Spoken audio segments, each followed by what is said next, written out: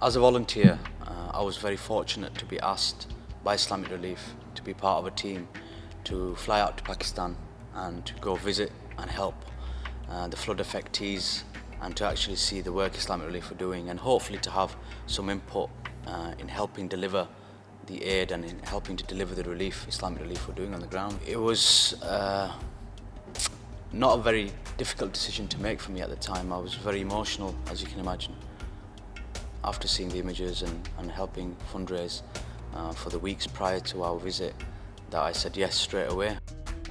There were no houses left, everything was flattened, there was mud everywhere.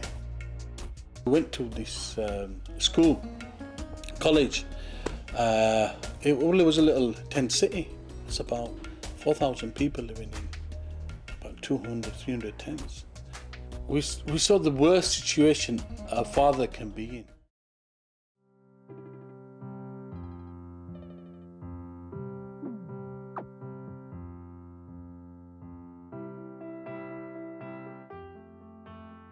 As you can see, this is the doorway and this is the house. The foundations are built to withstand floods and earthquake. It's going to take probably a week to finish this house. We've been about 3 days in this project. And we'll have a family living back in a house within a week.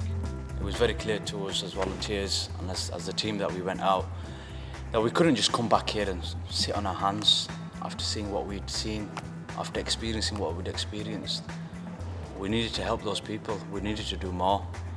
And as volunteers, we decided to do something that we thought had probably not been done before.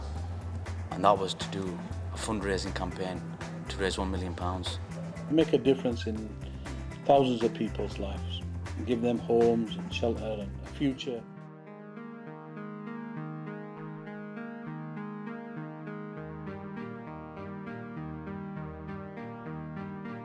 This is a new building, with the thing that came down.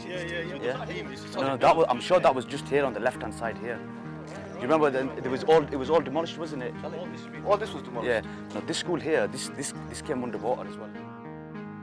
Me and Sultan have come after 8 months. We came in October to Lunda village, and what you see behind us is nothing short of phenomenal. We're in shell shock. You know, there's 84 new homes that have been built with the assistance and the support of Islamic Relief.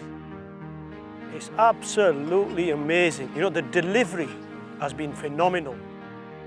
We wanted to see the difference that's been made from the donations, from the UK donors like yourselves. And the fact we've come here and we can now say that 100% Islamic Relief have delivered.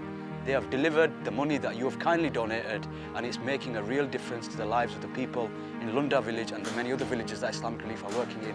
You know, they've created agriculture opportunities, they've created livelihood opportunities, they've created clean drinking water for all the villagers, and more than anything else, they've allowed these villages to have their dignity and their lives back.